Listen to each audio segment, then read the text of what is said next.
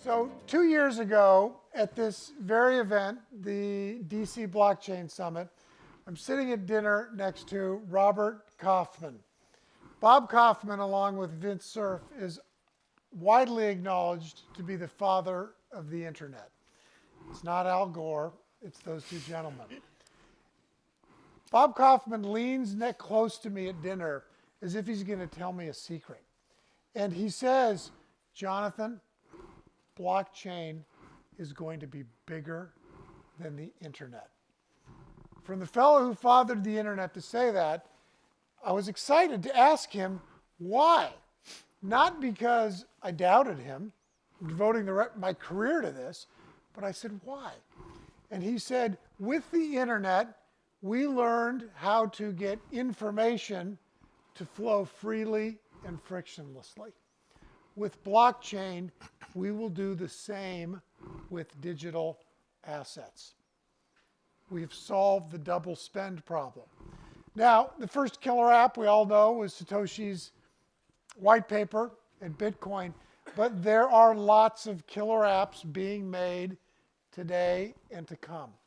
One of the killer apps is using blockchain for voting. That's what we're going to talk about on this panel, and it's really exciting. So let me introduce my panelists. I'll introduce each and ask them to tell us a little bit about what they do at their companies and how they're using blockchain and their view on the space, and then we'll get into some Q&A. First, sitting next to me is Mike Allman. He's the CEO and founder of Voterfied. Mike, tell us what Voterfied does and how you're using blockchain. Thank you, Jonathan. So Voterfied, very simply, is an online software platform that helps elected officials and candidates get elected. And it does that by offering an online voting system where constituents vote on issues. So a candidate for office or an elected official has a dedicated website where they can post information and questions that they want input from their constituents. Verified constituents, hence Voterfied, verified voter, can go online, sign up once, and express their opinion. The blockchain comes in and recording that vote, make sure it's immutable, everything we know about the benefits of blockchain.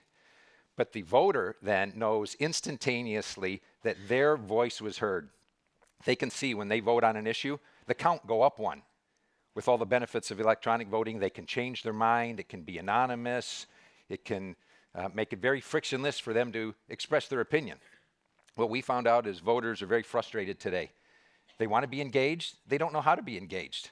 Nobody wants to go to a town hall, those end up in shouting matches. Send your congressman an email, you get a bounce back, you try to call, you can't get through. Now for the first time, they can express their opinion. And most importantly, the elected official or the candidate now knows where their voters stand. So it has an opportunity to replace polling, much less expensive polling, but a direct engagement with the voter means that they can differentiate themselves with all the other politicians out there and prove that they can listen and help them get elected. So that's Voterfied. Mike, thank you. Exciting. Getting our voice so the politicians hear it using blockchain technology. I think that's awesome. Joe Cutler is an attorney with Perkins Coie. He is a preeminent blockchain attorney. Joe, tell us your thoughts on votes and voting via blockchain. Well, thank you. Blockchain itself has, and I agree with your introduction that I think that that blockchain technology promises to do to the world of transactions and verification what the internet did to communication. And in the voter world, it presents a really unique, interesting opportunity for using the power of the unique aspects of blockchain to improve on things that we struggle to accept in current elections. And three examples would be, voter identification and validation that the person casting the vote really is the person who registered to vote. The second thing is that being able to track the votes and count them properly and to make sure that the concept of a recount would be very different in a blockchain than it would be trying to pick chads off of a voter card in Florida, or finding boxes of uncounted ballots after the fact. The ability to kind of compress the time between casting and recording and then publishing the vote is very powerful. And then the last thing is, I'm a lot of what I do is privacy and data security, and I've dealt with a lot of breaches. And while there's a lot to go technology-wise, blockchains do present an opportunity to have a much more secure and tamper-proof methodology toward tallying and counting votes. And from a legal perspective, if you're a lawmaker or if you're an election official or if you're monitoring elections, being able to understand what's happening while it's happening is a powerful concept that doesn't exist today. And the only other thing I'll say is that just many of the cyber intrusions that happen in two ways. One, they happen by compromising people's access. Your credentials. People can parade as you on the internet. The other way is that some people can compromise the integrity of an actual piece of hardware. And so some of the problems that we have to grapple with are whether a blockchain solution has solved what I say is the three legs of the stool: the process of electing people, the verification of the individual, and verifying that the hardware is functioning the way it was supposed to. And if you can solve those three things, I think it presents a quantum leap forward in elections. Great. Thanks, Joe. How neat would it be if the rest of the nation every 2 years didn't have to be reminded there's a place called Broward County? Somehow we know that every 2 years. I think blockchain voting can solve that. Nimit Sawhney is the founder and CEO of a company called Voatz, V-O-A-T-Z. Nimit, tell us what you're doing and talk about voting with the blockchain. Sure. Thank you, Jonathan. So Voatz is a new elections company. I use the word new because compared to the other elections companies, we are just about 3+ years old. The premise of the platform is to let citizens vote using a smartphone with the help of biometrics, and then using the blockchain in some very interesting ways to secure the process. So the process for the voter usually begins just like a normal absentee voting process. You fill out an absentee request form, send it to your county or city clerk. They approve it, come into our system, provision you as a voter. You then get a notification to download the iPhone or the Android application, go through the verification process where you have to take a picture of an ID, a live selfie. It does facial recognition. Then, once that's approved, you get access to your ballot on the phone. You cast your ballot, it gets anonymized, and then gets submitted to the network where it lands on the blockchain network and remains locked till election day when the clerks would unlock it. And one of the unique things we do right now is for every vote recorded on the blockchain, we also produce a fully tabulated paper ballot, just so that it's easier to integrate with the existing system. So it's fully marked just like you would in person, and it's auditable, and it preserves ballot secrecy. So our most high-profile election was last year in West Virginia. We did 2 pilots, one for the primary in 2 counties, focused on overseas US citizens and deployed military voters. And that pilot was successful. It was then extended to 24 counties for the midterm general election, once again focused on military and overseas voters. And just 30 minutes ago, the city and county of Denver announced that they're going to be using our system for their upcoming municipal election. It starts in a few weeks from now. Thank you, Nimit. How exciting is that to make it easier for our military personnel and their families that are overseas to vote remotely using a smartphone with cryptographically secure blockchain technology and let them participate in the election? I can't think of a group that we want to have participate in elections more than our military. So I think it's pretty exciting. So Nimit, you've talked about what happened in West Virginia. Tell us about how that helped improve voter turnout from those overseas voters. Give us a little bit of the success there. Yeah, so we managed to reach, even though the sample size was relatively small compared to the larger scheme of things, we managed to reach a set of voters who hadn't voted previously. Just to give an example, there was a voter from Japan, a US citizen living in Japan, who voted for the first time in 17 years.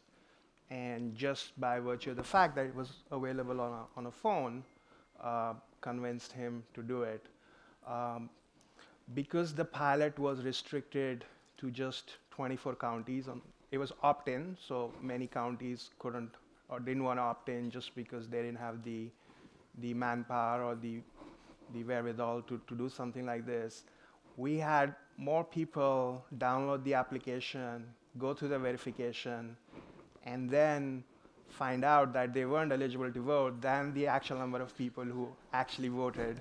So just to give you that's a sign of the demand. There was more demand than the process was ready to handle at that moment. Overall, in terms of, if you look at raw numbers, from the number of people who applied to participate, the number of people who downloaded the app, went through the verification, it's close to 80% return rate, which is very, very high compared to normal absentee voting. So it gives you a sample of what could be possible if it were easier to vote without actually compromising on the security aspect of it. Great. Mike, blockchain voting seems like the future. What are some of the hurdles that we've got to overcome to have this be more widely accepted? I think the main hurdle is public perception.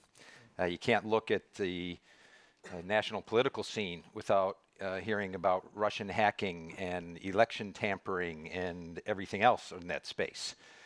So even though people on this panel and others in the room and in the space can say, look, here's some technology that we know works. Cryptography's been around and it works, and we know blockchain since the Bitcoin days have proven to be immutable.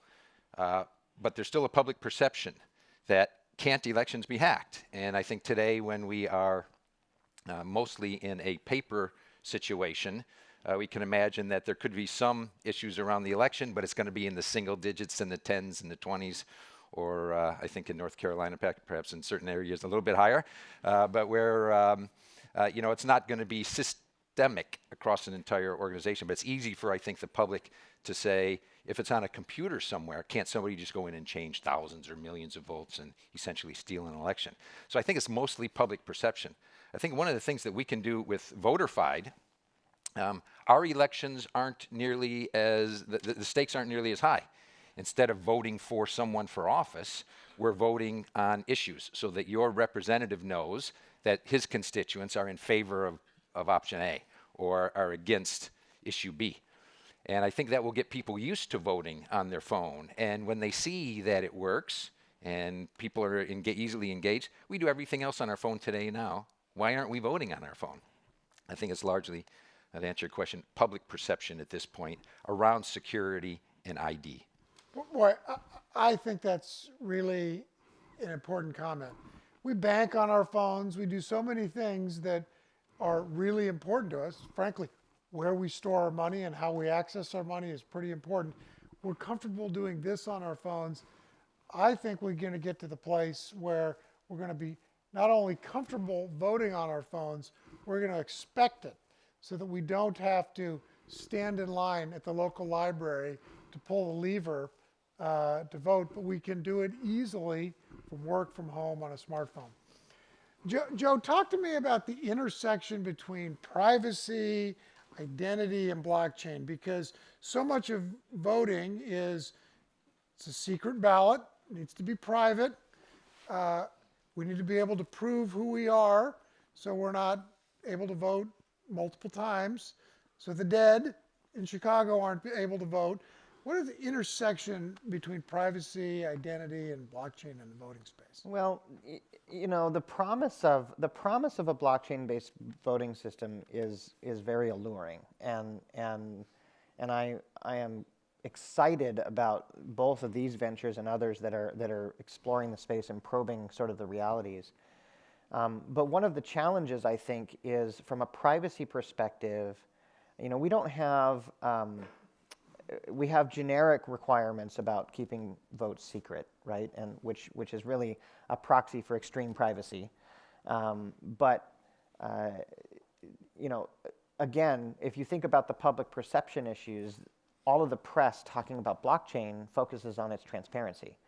You know, when we talk about blockchains, when I get interviewed by reporters or I talk to people who've only read the press, they've begun to associate blockchain with transparency, and sort of that competes with telling them, actually, in this case, it's going to be non-transparent, it's going to be private. And so there's a hurdle there, you know, that you've got to deal with. I think the other challenge is that from a privacy and data security perspective, just the ability to put the votes on a blockchain or to use blockchain to verify votes is only 1/3 of the problem. In order to really, I think, get technology to be trusted universally, you've got to solve the ability to verify the voter. And I think that, you know, if we had a panel with some identity verification providers, they would tell you that they're trying to solve a problem just as complicated as these guys are. And if we had a bunch of IoT people who are here talking about how hard it is to solve the verification that machines are functioning in a predictable and verifiable way, they'd tell you that that problem's also hard on the blockchain. And so I do think that while the promise of the technology working in a test environment or a pilot environment is very, very good, we have to be clear that you've got to solve 3 of the big problems altogether for it to really work on a mass scale. You have to have a trusted verification system for identity. And, you know, I think that in votes and in elections where there's politics and there's uncertainty, doing it wrong or having a fail is really dangerous, because it will taint public perception for a long time. Okay. Great points. So let's ask to boots on the ground, Nimit, what have you done to address security risks when you ran this pilot in such a way that the Secretary of State in Virginia was comfortable to recommend this to his county clerks? What did you do to address security risk questions?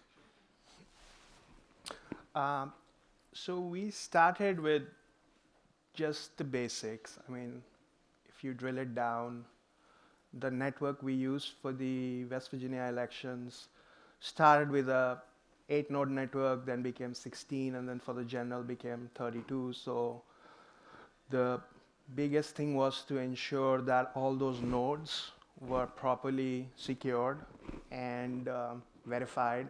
They had to be within the jurisdictional bounds of the United States. No foreign actor could be a system administrator for those machines. Every entity touching that, which including staff in our company, had to go through some access checks. We then also had a set of external auditors, including one of the 3-letter agencies, do a full audit before the general, during the summer time frame, and then also after the general election to make sure everything went well. So those were some of the things. We were also the first elections company to use a public bug bounty program. So we didn't do it for the actual live version, but like our upcoming future version, we set up the iOS and the Android applications on HackerOne, where we got access to a great set of security professionals who were very helpful in looking at what's coming in the future, how do we protect against zero-day vulnerabilities, and setting up fake networks, honeypots. And then lastly, we did sort of best practices preventing against DDoS attacks and social engineering attacks, using multi-factor authentication, whitelisting everything, which was getting access by the county clerks. So those were sort of the IT security best practices. And then on the data side, as I mentioned earlier, we require the voter to take a picture of a government-issued photo ID, which would be a state ID, driver's license, or passport. And then you have to take a live selfie. So video selfie, you have to blink your eyes, move your face up and down, left, right. We then do facial recognition matching, and then tokenize identity or digitize identity, lock it on the phone, and then delete all those documents. Because one of the things we didn't want to become was a target for people who want to steal voters' PI information. So only store what you need and delete everything else. So we follow that principle ruthlessly. So those were, and just being very proactive. Many people in our team have a security background. So just watching the network like hawks and fighting the bad people. Those were some of the things we did. Fighting the bad people. Always good. Can I, Superhero Nimit, that's what we're calling it. I just thought of something at Nimit as you were talking, like, and you said something earlier, Jonathan, that well, we trust things on our phone for banking. We trust internet-based or phone-based or internet or software-based things for very important things in our life all the time. I want to push a little bit on that. The reason why we trust that is that there's insurance of some sort. Like, the reason that I'm willing to bank online is that I haven't really lost a lot, even when something bad happens. And in fact, I dispute a little bit that we feel safe when we're online. I think a lot of times we just assume that whatever the stakes are worth the risk and convenience, right? So, like, I know that if I go pay with PayPal or I use Apple Pay or I swipe my credit card at some online merchant, if something goes wrong, I have a relatively high security that I'm going to get my money back if something's wrong. That's how they've sold us this, right? Credit card companies often just try to make it very easy for you to sort of engage in transactions with some relative certainty that it can be undone, right? That's not true in voting. I don't think that people feel like if something's wrong, they have any control at all over the outcome after the fact. And so I wonder if maybe that's a little bit of sort of a psychological hurdle that needs to be overcome. And I agree that like Voterfied is a great interim step because people will get used to it the way people have been kind of, drunk on credit. And I agree with what Joe's saying. And the elections by definition are set up to have sort of a big bang, right? On the second Tuesday in November, that's the result. And quite quickly thereafter, it's over and there's no redos. So it's not like where you can scan your credit card and say, hey, I don't recognize this transaction. And all you have to do is report it and it's credited until they do the investigation. So that's, I think, one of the fundamental differences. But you're right with Voterfied, when the people start get used to voting and can do things like check their vote, right? Let me go. So you brought up an interesting point, Joe, I think, where a misunderstanding between blockchain and cryptography, that the blockchain is transparent in that all the transactions, all the votes are there, but they can be stored there either in open format or cryptographically protected.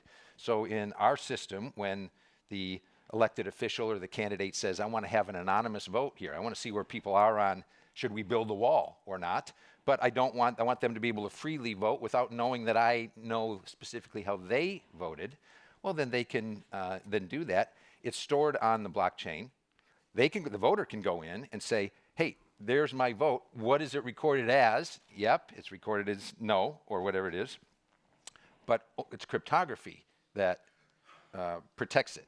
I'm the only one with my key, which in this case is the login and the password that I created as a voter. So I'm the one who can know how I voted. I can't see anybody else's vote, but I can trust the system votes adds up in total as well, because everybody can see that public database and add up all the totals, even though they can't tie it back to an individual. I want to make a couple comments because I think this is a really interesting discussion. First, how many people in this room have ever known for sure in an election that their vote was counted as they cast it? Okay, for those that are watching on the live stream, nobody raised their hand. We have so many trust institutions when we vote. In my state, we vote by mail. I trust the county clerk to send correct ballots in a primary and a closed primary to members of the party that are voting.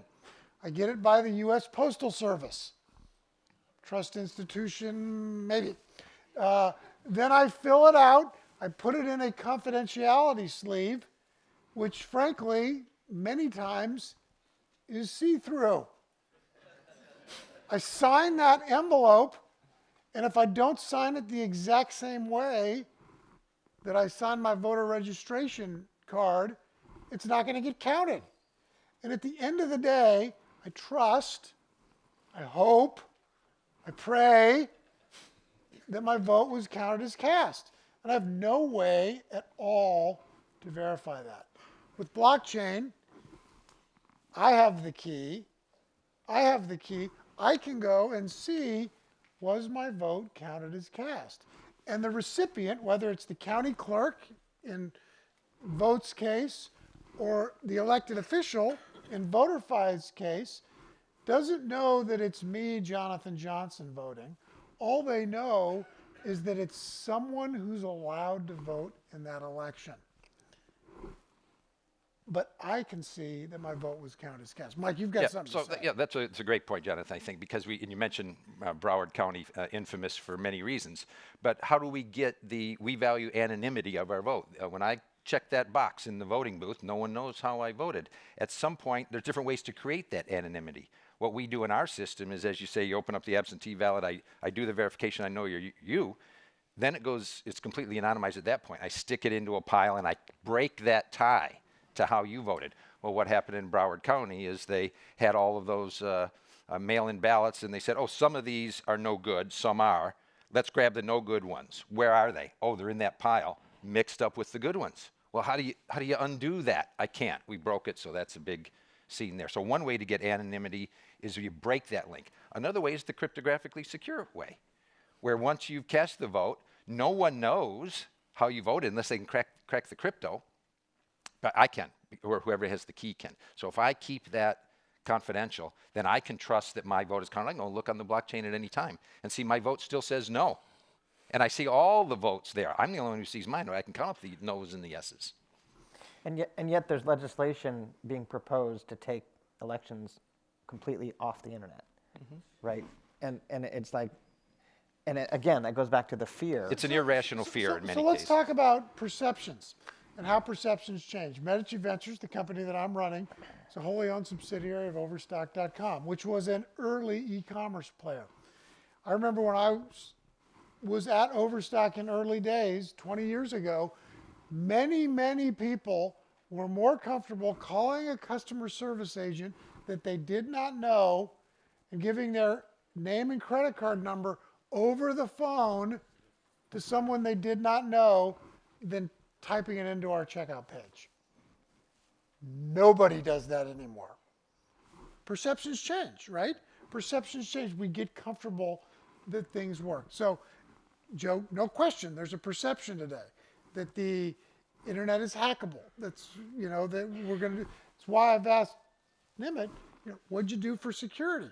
We cannot have our votes feel or be compromised. So I love what Mike is doing as an early entry point, because frankly, if one of our elected officials gets bad data and says the majority of my district thinks this or that, that's consequential, but not nearly as consequential as if the wrong person we elect the wrong person as president because of fraudulent information. What are some other next steps to make this people feel more comfortable with that? Nimit, do you have any thoughts on that? Yes. So to address points which were raised earlier, so some of the things which have been added as enhancements to the current processes. The first one is producing the actual paper ballot out of the vote on the blockchain. So that was done in West Virginia in the second pilot. The other thing which was really critical to what Joe pointed out was having a voter verifiable receipt. So once a voter votes on the phone, they get an anonymized digital receipt. Exact same copy of that anonymized receipt also goes to the Secretary of State anonymous stored over there. And the reason for that is if the voter sees the receipt and says, okay, this doesn't match what I intended to vote, then you have an option to raise an alarm, get your ballot spoiled, and get a new one. The other place it really helps is each of those anonymized voter-verified digital receipts are then compared one-on-one with every printed paper ballot. So in West Virginia, this was done for each and every vote which came out. And the reason for that is you want to be sure that as far as possible, the software on the phone or anywhere down the chain did not alter the voter's intent. So while this mechanism isn't 100% perfect yet, but it was one baby step to address one of the concerns which Joe had raised. And in the next iterations, there'll be some more enhancements to that process. So I think eventually you can get to a end-to-end verifiable system, which is trusted by the voter, is transparent without revealing the voter's identity, but also auditable, which means, like Jonathan said, at the end of the day, if I, as a voter, want to be sure, I should be able to take my phone on which I cast my ballot, go some secure location, tap it on an iPad, and know that that's my vote. So that I minimize the opportunity of any vote buying, selling opportunities. You restrict that environment, but at a personal level, you can get that assurance, which is impossible to get in the case of a paper ballot. So those are some of the things which are sort of going on on those lines. Okay.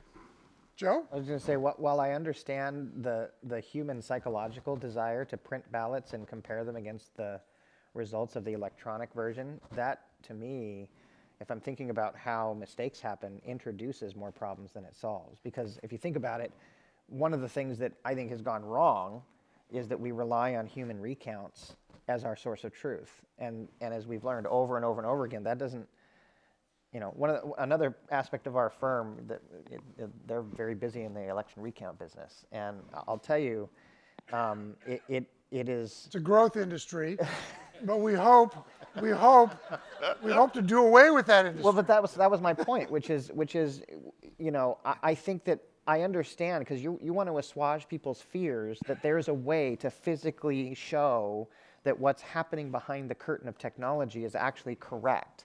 But I worry a little bit about guiding people to that form of trust. Because one of the things that blockchain technology is doing is causing us to rethink at an extremely fundamental level how and why we trust things, and instilling a different kind of trust. Just getting people to think about consensus as a source of trust rather than verifiability, like software and mathematical verifiability, or proof of redundancy as a form of verifiability, is a profound change, the kind of profound change that makes these sort of prophetic statements by fathers of the internet true.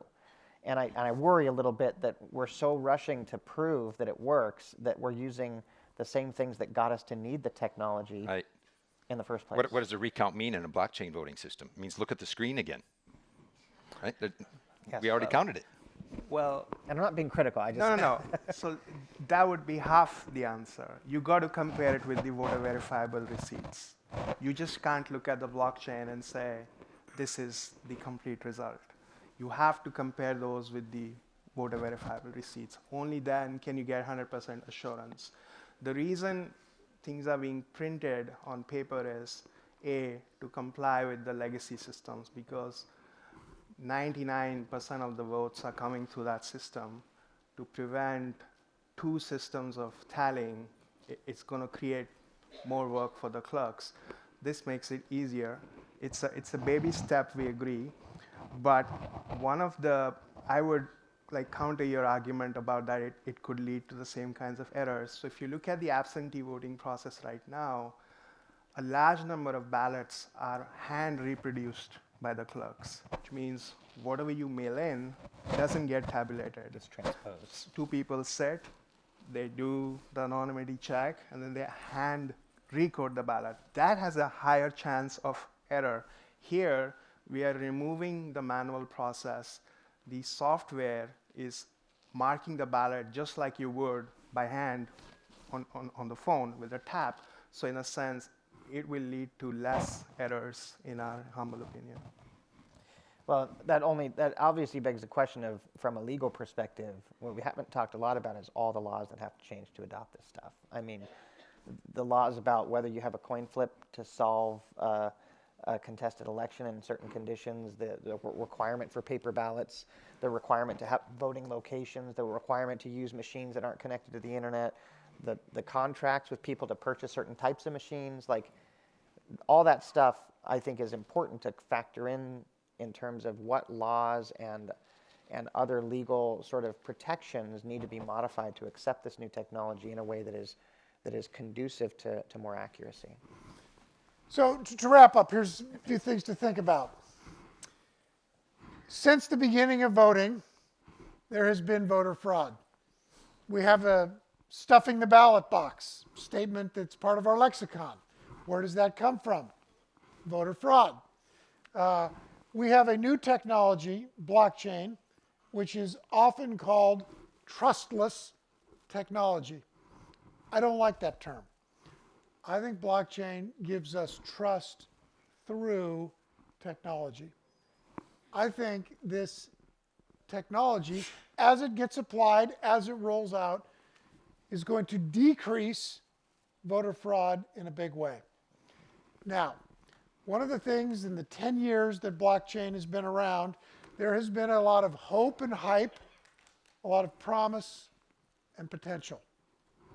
What I love about what Mike is doing at Voterfied, and what Nimit is doing at Voatz, is they have product in production. And anytime it's just an idea, it's easy for people to say, no, but. That'll work, but. Or that won't work. But as in my experience as an entrepreneur, as soon as you get products in production, you go from all the naysayers who can tell you why your great new idea won't work, to people who see the product and say, wow, and it could do this and that, and maybe even this. Getting blockchain product in production is what ultimately is going to get us to the place that Bob Kaufman talked about with me at dinner 2 years ago. Blockchain being bigger than the internet, transforming our lives in a way like the internet has. Are there hurdles? No question. Are there skeptics? No question. I think it's great that Joe's been on this panel and raised questions, because it's going to make things better. But let me tell you, what Mike is doing at Voterfied and what Nimit is doing at Voatz is getting product in production so that people will say, and let's use it this way and that way. In my view, the future of voting is via blockchain. It will increase trust. We will know that our votes are counted as cast.